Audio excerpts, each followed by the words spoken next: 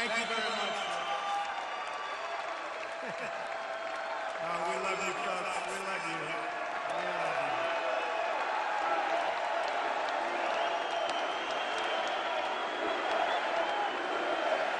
you. Not bad. Thank you. Thank you, folks. Thank you very much. A great honor to be here. And I want to thank Chris. So many people have done such an incredible job. And these are real patriots. They really are. And they don't get the kind of adulation, but really they do. And we know that. I want to thank Wayne LaPierre. I want to thank my friend, our great Vice President, Mike Pence, for his terrific remarks. I also want to recognize our great Texas leaders. Do we love Texas? Do we love Texas? Governor Greg Abbott, my friend. Where's Greg? Governor Greg Abbott. And he's running, and I've already done it, but I will tell you, Greg, I fully endorse you. You are endorsed. He has done a great job. I'll tell you, you had your water just pouring down on top of you, just kept coming and coming. He kept calling and calling. We need more money, money, money. And you know what? We gave it to you. Fully endorsed. Attorney General Ken Paxton, tremendous guy. And by the way, Ken, you have my full endorsement, and Angela, your wife, has my full endorsement. She just had a big victory. Senator John Cornyn, been with me right from the beginning. John, thank you. Thank you, John. Full endorsement for this man, Ted Cruz. Where's Ted? Where's Ted?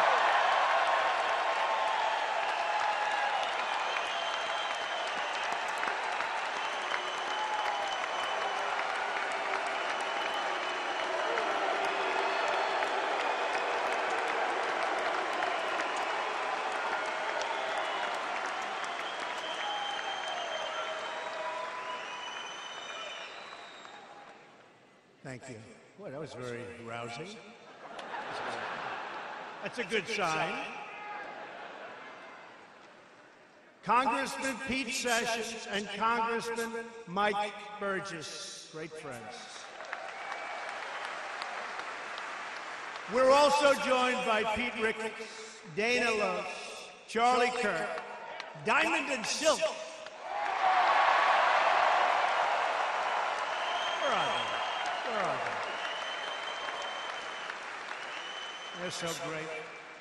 Mark Geist, Richard Hudson, Pete Brownell, and Leslie Rutledge. Finally, I want to thank all of you, the true American patriots of the NRA, who defend our rights, our liberty, and our great American flag. Thank you. Thank you very much.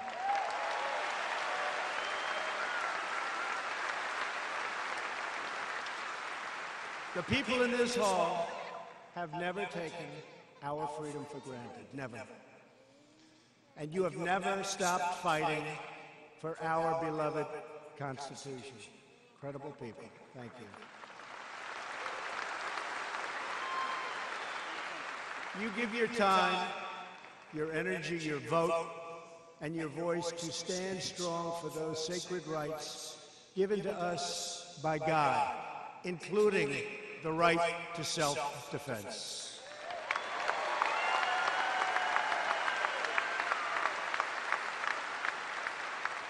And now, thanks to your activism and dedication, you have an administration fighting to protect your Second Amendment, and we will protect your Second Amendment.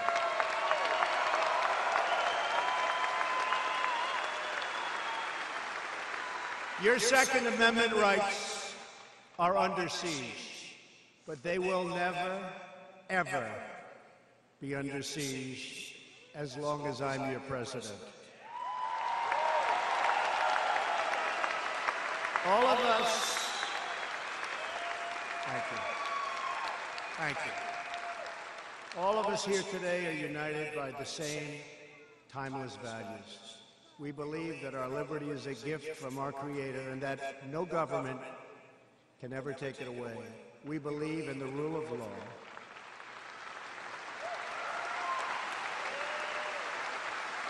And we support the men and women of law enforcement.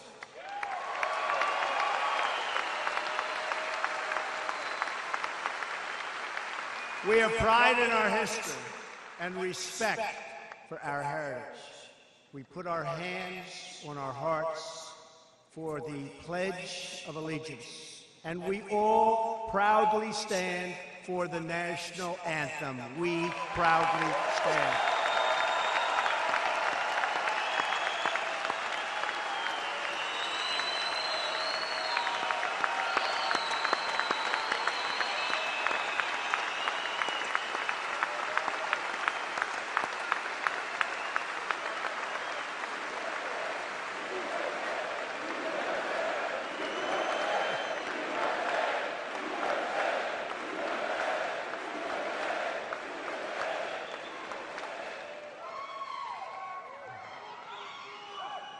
What people, what great people.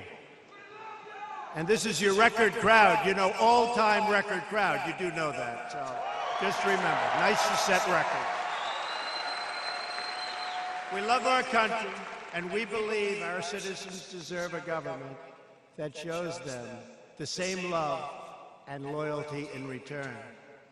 For the last 15 months, that is exactly what we have been doing. We are all finally putting America first.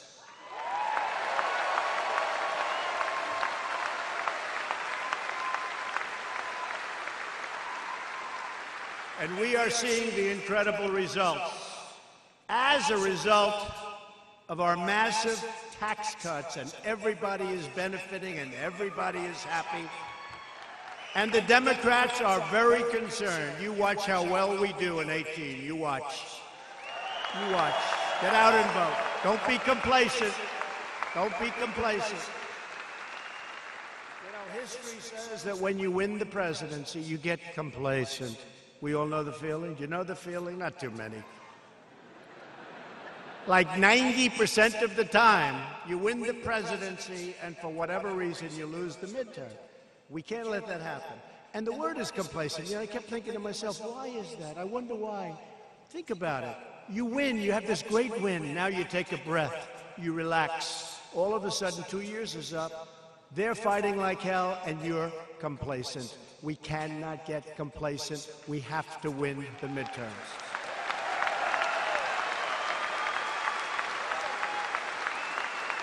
Because since the election, we've created 3.2 million jobs, unthought of. If we would have said that 3 years ago during the campaign, people would have said, what a horrible exaggeration. That's so terrible. They wouldn't have believed it. 3.2 million.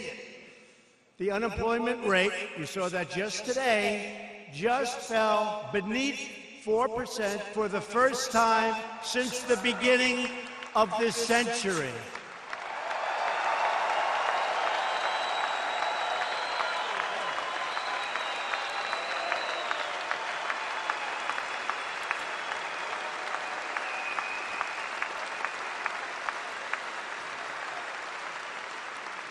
You know, I heard it was about 19 years. I said, wait a minute.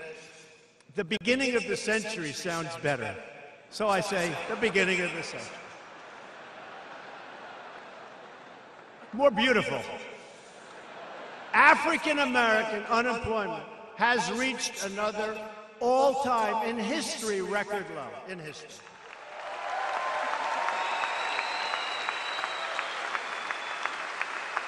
And by the way, Kanye West must have some power, because you probably saw I doubled my African American poll numbers. We went from 11 to 22 in 1 week. Thank you, Kanye. Thank you. 1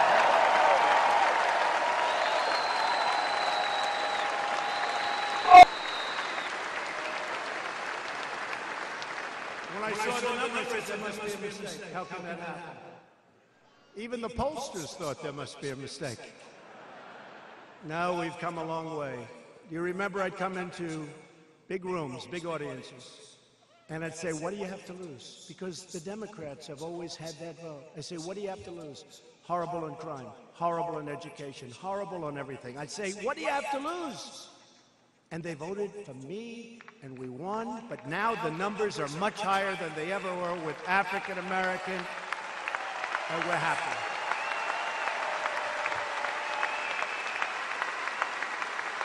And the same thing with Hispanic American unemployment, which is also at the lowest level in history. Unemployment, lowest level in history. And women's unemployment, women, many women, is at the lowest level in almost 20 years. Think of that. So we have the best employment numbers we've virtually ever had. And yet, all we hear about is this phony Russia witch hunt. That's all we hear about. So, just when I'm walking on the stage, a highly respected judge in Virginia made statements. It says, Wall Street Journal, it says, judge questions Mueller's authority to prosecute Manafort. Now, Paul Manafort's a nice guy, but you know, he worked for me for a very short period of time, literally for, like, what, a couple of months? Little period of time. Then what happens? He worked for Ronald Reagan. He worked for Bob Dole. They worked, I think, as a firm for John McCain. They worked for others. Does anybody say that? No. But he's out there fighting on fake news CNN.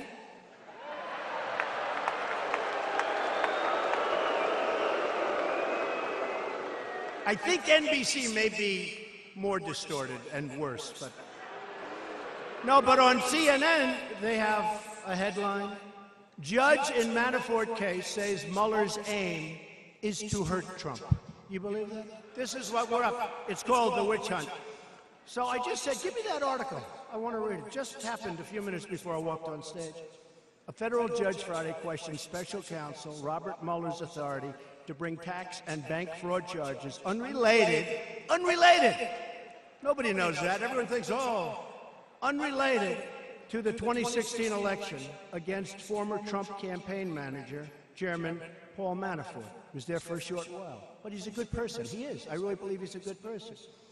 Judge T.S. Ellis, who is really something very special, I hear from many standpoints. He's a respected person. Suggested the charges before the U.S. District Court for the Eastern District of Virginia were just part of the Mueller team's designs to pressure Mr. Manafort into giving up information on President Donald Trump or others in the campaign. I've been saying that for a long time. It's a witch hunt. Then, none of that information has to do with information related to the Russian government coordination and the campaign of Donald Trump. It doesn't have anything to do. It's from years before. Then, how does this have anything to do with the campaign, the judge asked. Let me tell you, folks, we're all fighting battles, but I love fighting these battles. It's really a disgrace. What's happening to our country is a disgrace.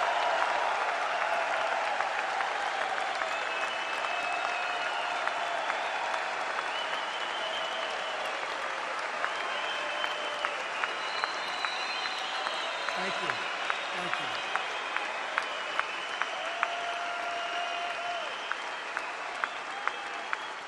Can you imagine if we ever called for a rally in Washington, D.C.? There wouldn't be enough room. There wouldn't be enough room. We have a lot of love going on. You know, people don't realize we have great love going on in this country. Great love. It's right here.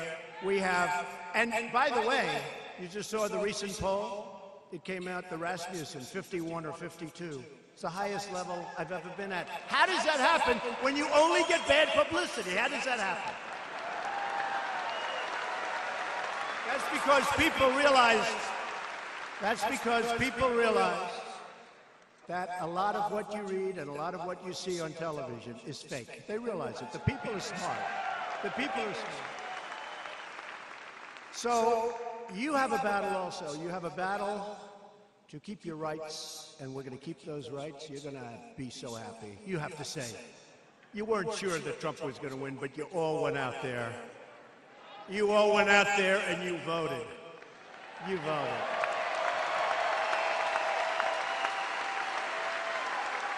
And there were times that put up that Trump, Pence, Trump, Pence. There were times you'd say, geez, a week before they were saying, I remember they came out with a lot of phony polls. You know what that's called? Suppression. They convince you that you're wasting your time. Why should you vote? Go to a movie instead, come home, watch the results. Very few of the people in this room and in this country did that. And we really had a big night. Remember they said, there's no way, Electoral College, there's no way to 270, for me. There is no way to 270. And they were right. But 306 was okay, right?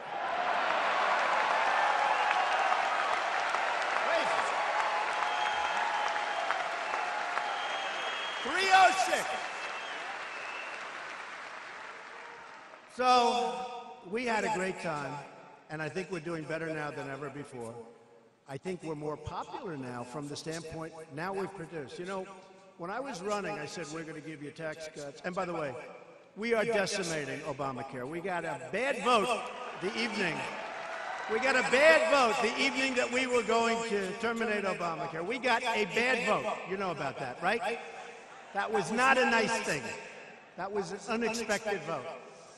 But if you look at the massive tax cut bill, we also got rid of the individual mandate, which is the worst part of Obamacare, right?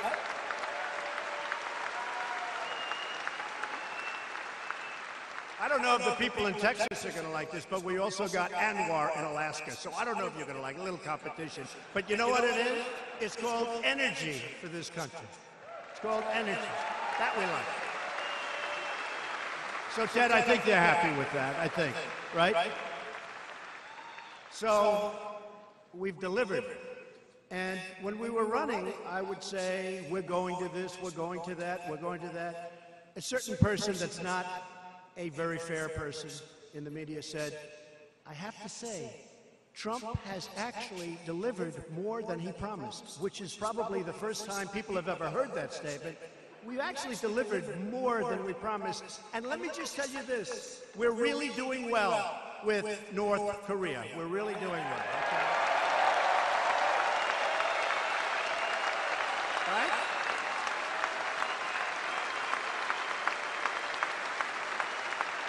We're doing real well. Remember they said, oh, it's going to be terrible. They were actually saying 3 months ago, when the rhetoric was rather sharp. Do we agree? I won't use the rhetoric now. Now I'm trying to calm it down a little bit. So I'm not going to use the rhetoric. But let's put it he goes to use it. I know you come from Texas, whoever the hell you are.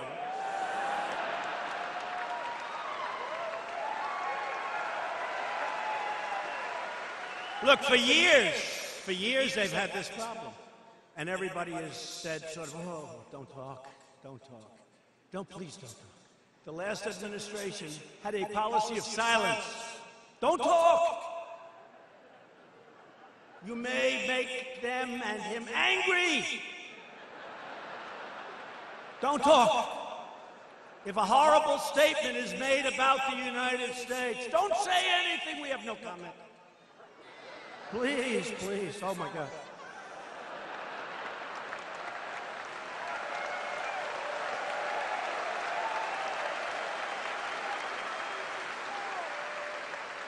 Same thing with Iran. Remember? We're signing that horrible deal, and they're marching in the streets saying death to America. I said, who signs a deal when they're marching saying death to America? Who marches? They're saying death to America, and we have the former administration.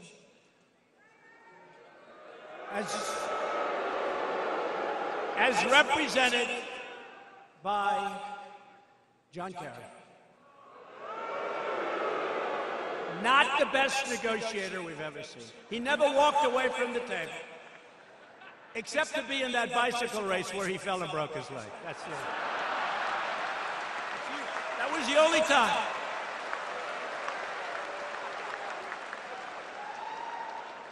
I said, don't tell him you broke your leg. Just stay inside. Say you don't want to negotiate. You'll make a much better deal. But he broke his leg. And I learned from that. At 73 years old, you never go into a bicycle race, okay? Just don't. You just don't do that.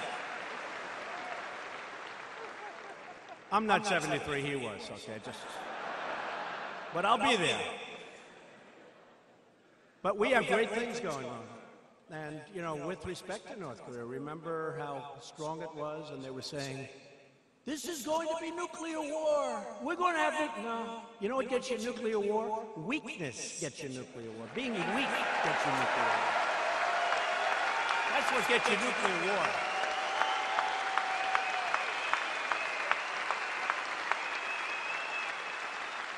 So let's talk about guns, shall we? Paris, France has the toughest gun laws in the world. The president just left Washington. Emmanuel, great guy. Nobody has guns in Paris, nobody.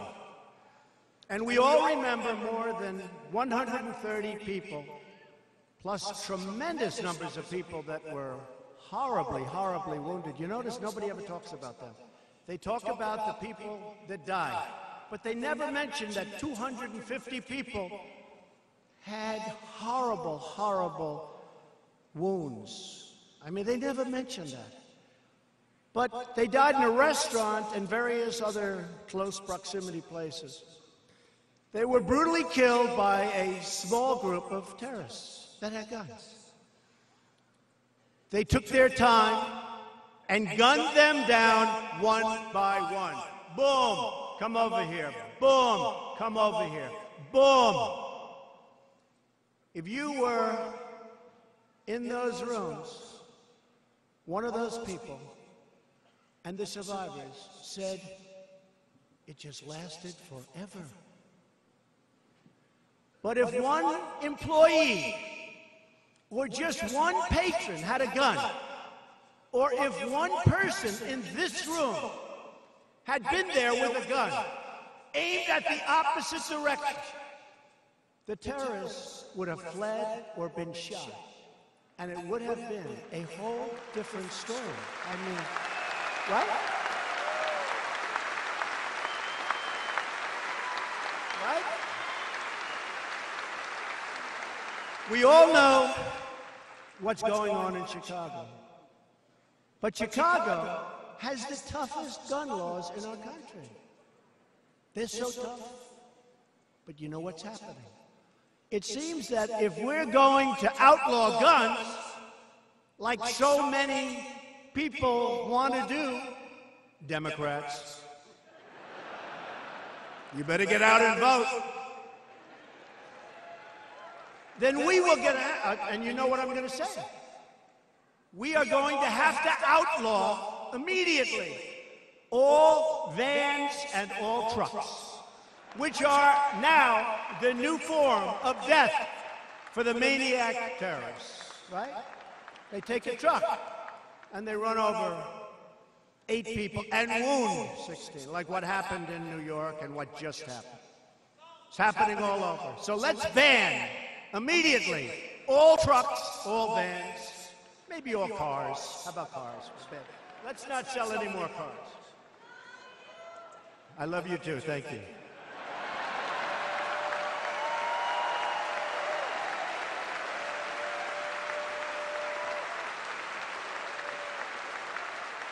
I recently read a story that in London, which has unbelievably tough gun laws, a once very prestigious hospital, right in the middle, is like a war zone for horrible stabbing wounds.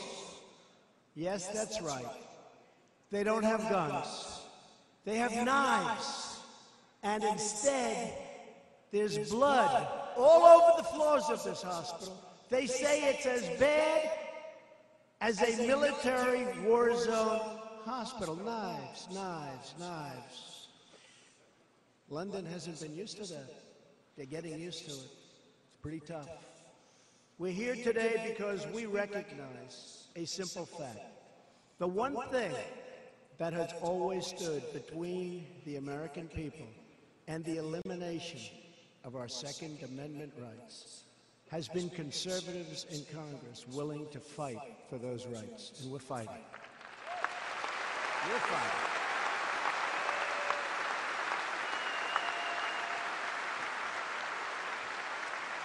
We're fighting to defend our freedom. We need the people in Washington to support our freedom, to support our candidates, to support Ted, to support the people that have to raise their hand.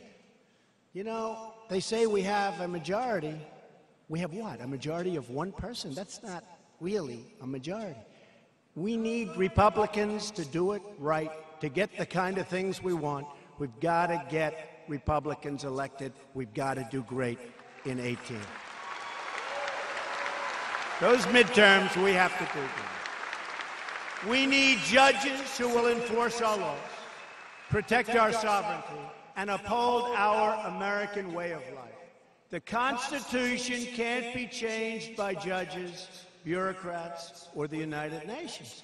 That is why we are appointing federal judges who will interpret the law as written.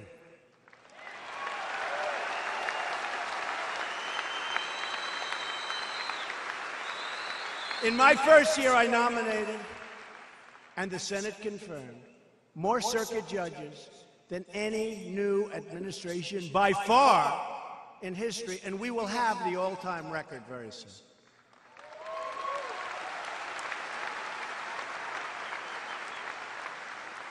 President Obama was very nice to us because he left us a lot of judges tonight. I said, that's a lot of judges. Like almost 140. That's a lot of judges. I was very surprised. I was very happy.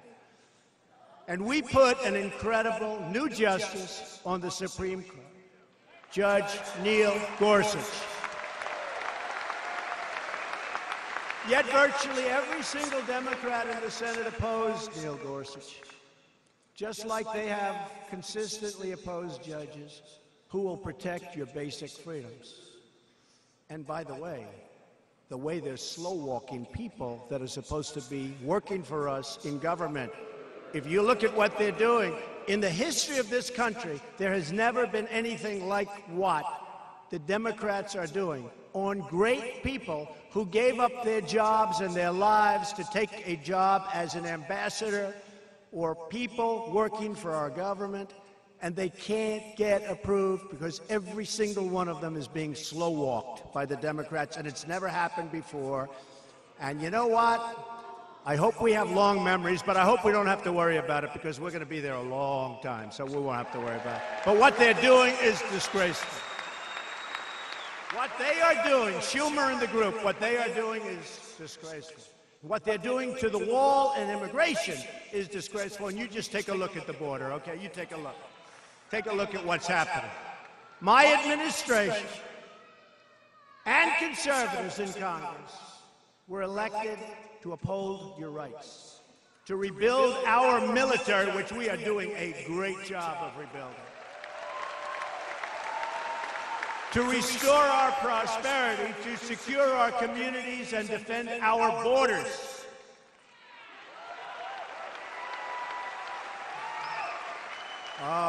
We have the worst immigration laws anywhere in the world, but I'll tell you what, it's not easy for people to come in, I will tell you. It's not, but we have the worst laws. After years of defending the borders of other countries, we go into wars with other countries. We shouldn't be there. We go into wars to defend their borders. We don't defend our own borders. And we're going to start defending our country. We're going to start defending our borders.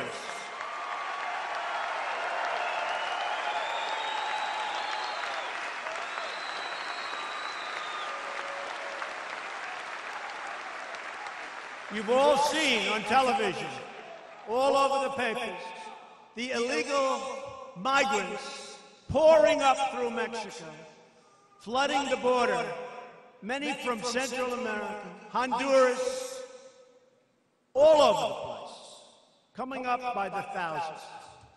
We're stopping them at different fronts, but we don't have laws. We have laws that were written by people that truly could not love our country.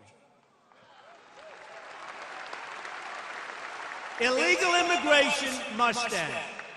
Illegal immigration must end. We are going to have strong borders. I will tell you, we have maxed out every law. We are going to have truly strong, and we're going to take people into our country, but they're going to come in based on merit, not based on picking somebody out of a bin. We are not going to let our country be overwhelmed, and we're going to demand Congress secure the border in the upcoming CR. It's going to be very soon. It's going to be very soon.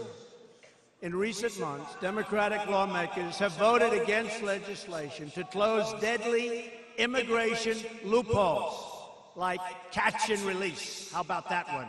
We caught them. Oh, release them. Bye-bye.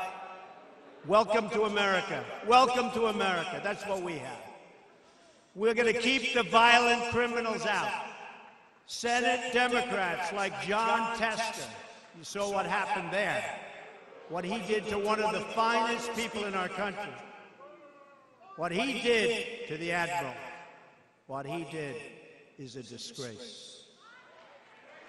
John Tester. Bill Nelson and Bob Casey voted against Kate's Law, legislation named for Kate Steinle, who was gunned down by a 5-time deported illegal immigrant. And you saw what happened with that court case. Can you believe the result of that court case? Can you believe that? The same senators, along with nearly every other Democrat, also voted to protect something that's actually becoming very unpopular, sanctuary cities. Can you believe finally people are starting to get it? Democrats and liberals in Congress want to disarm law-abiding Americans. At the same time, they're releasing dangerous criminal aliens and savage gang members onto our streets. These countries send up their worst. Remember when my opening speech, I got criticized for it, remember? Well, guess what? They're not sending their finest, that I can tell you. We're getting some real beauties in here. But we're taking MS-13 horrible killer gang members, we're getting them out because our guys are much tougher than theirs. There is not even a little bit of a contest. And that's the only language they understand. That's the only language they understand. These are savage killers. My administration believes our cities should be safe havens for Americans, not sanctuaries for criminals.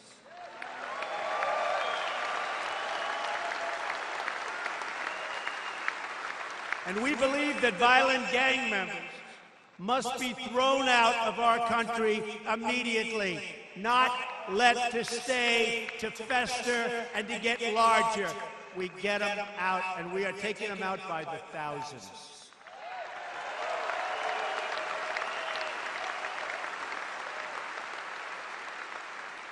And if we had the right laws, which we can have very quickly with cooperation, we wouldn't even have a problem. It'd be so much better, so much easier. We believe that politicians who put criminal aliens before American citizens should be voted out of office immediately.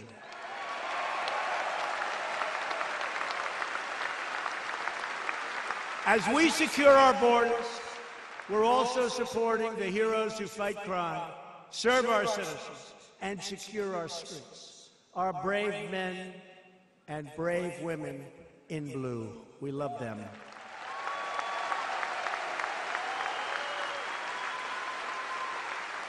In my administration, we have a simple policy. We will protect those who protect us. You saw what I did with the military equipment, the excess equipment that was sitting all over the country in warehouses, never to be used again. And other administrations, they just didn't want to give it to the police. They said, it's too much protection, it looks too strong, it looks like military. Guess what? It's now being distributed all over to our police forces.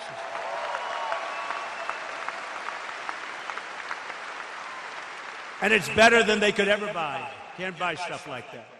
Today, our love and prayers go out to the family of slain Dallas police officer Rogelio Santander, who last week was murdered in the line of duty, very, very close to this arena.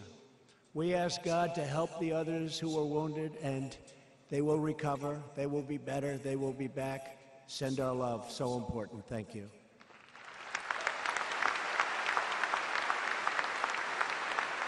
And we mourn together with the entire Dallas Police Department. It's a great police department. A police force that has lost too many heroes, but has never lost its will to protect and to serve you.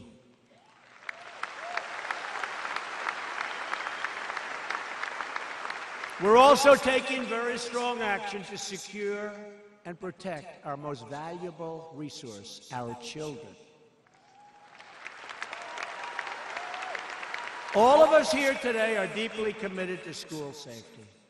Nothing is more important than protecting innocent lives. And I will tell you, Wayne and Chris and all of the people at the NRA, we speak about it all the time. These are great people. These are great Americans. These people have great heart.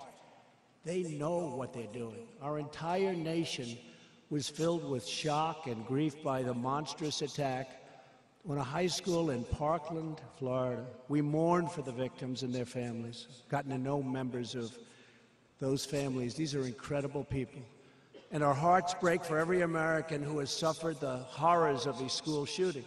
In the aftermath of the terrible attack, I met with the survivors, the parents of school shooting victims at the White House. I was inspired, like all of you were, by their incredible courage. We agreed that it's not enough to simply take actions that make us feel like we're making a difference. We must ensure that we actually make a difference. And my administration has pursued an aggressive strategy on community safety. We're working to improve early warning systems so that when the police are called, when the community sees the red flags, which they saw in Parkland all over the place, there has never been a case where more red flags have been shown.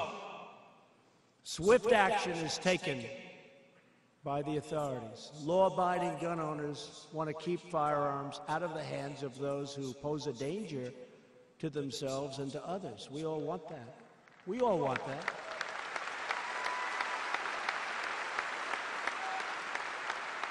I recently signed legislation that includes more than $2 billion to improve school safety, including the funding for training and metal detectors and security and mental health. Mental health is a big one. They don't like to talk about mental health. Mental health, that was the #1 example in Park. That legislation also made vital improvements to our background check system, which everybody wants. Finally, all of us agree that we must harden certain schools. At the same time, the police have to be able to get into those schools if there's a problem. We want armed guards. We want to be able to get in. I saw some of the craziest plans that I've ever seen.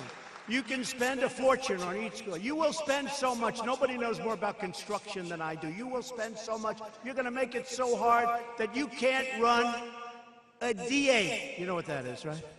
Through the doors. Means a tractor. There's only one problem. If one of these maniacs get in, and it's so hard, you can't get in. So you have to be careful. We strongly believe in allowing highly trained teachers to carry concealed weapons. They're highly trained.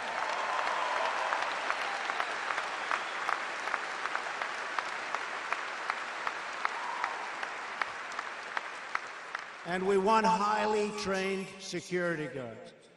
98% of mass public shootings have occurred in places where guns are banned, just so you understand.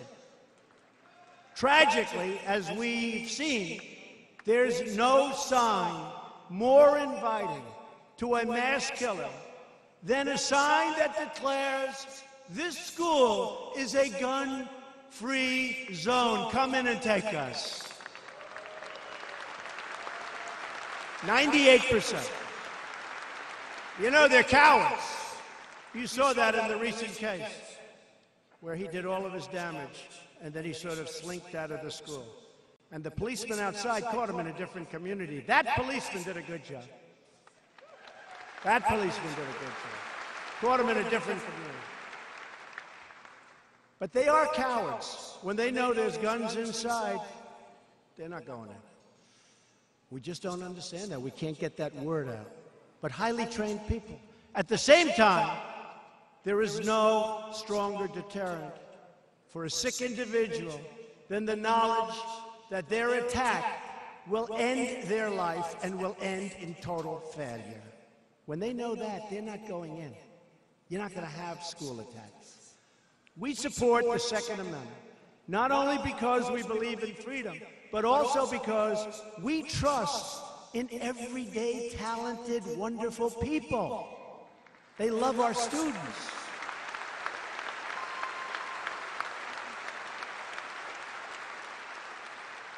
And by the way, these teachers, they love their students. They love their students.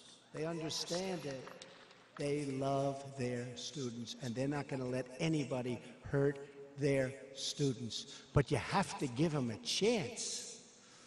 In America, we trust the people to be wise and to be good. We trust them to take responsibility for themselves, their families, and their communities. And that is why in America we have always trusted the people to keep and bear arms.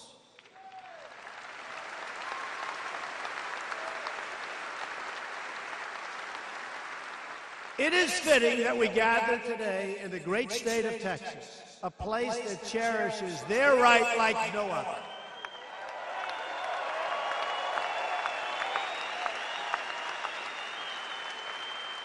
You know, before I left today, a couple of people came up to me, good political people.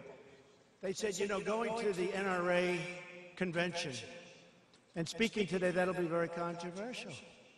It might not be popular. You know what I said? Bye-bye, got to get on the plane. Because we have to do the right thing.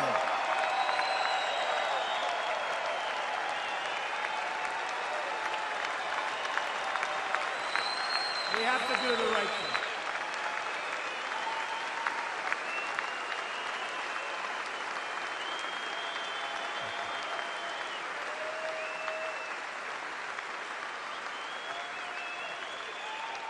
This proud state would not exist if not for a handful of determined and defiant Texans who refused to surrender their rights nearly 2 centuries ago. Right? You know who I'm talking about. You know who I'm talking about. In 1835, soldiers from General Santa Anna's army marched into the little Texas town of Gonzales and ordered those settlers to surrender their small cannon they relied on to protect their lives and protect their homes. The Texans refused. You refused. You're tough. That's right. They were not about to give up their only means of self-defense. In response, Santa Anna's army returned with a large group of additional people. They had men all over the place. The army was big. This time they were met by dozens of Texans, settlers, soldiers, and ordinary citizens who had rushed to Gonzales to defend their rights and their freedom. As Santa Anna's men watched from a distance, those brave Texans raised a flag for all to see. And you know what it said. On the banner, they painted a cannon along with 4 words that echoed through the ages. And you know what it is? It said, "Come and take it." Come and take it.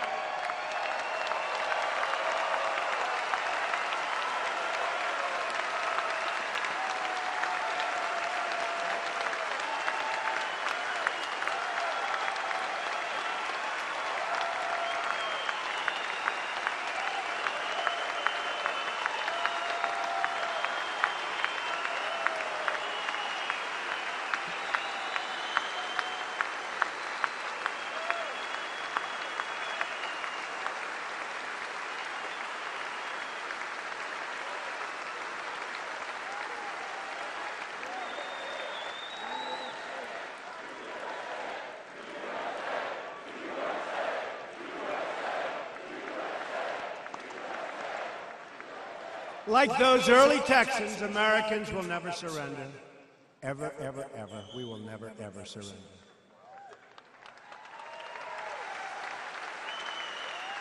We will never give up our freedom. Americans are born free. We will live free, and we will die free.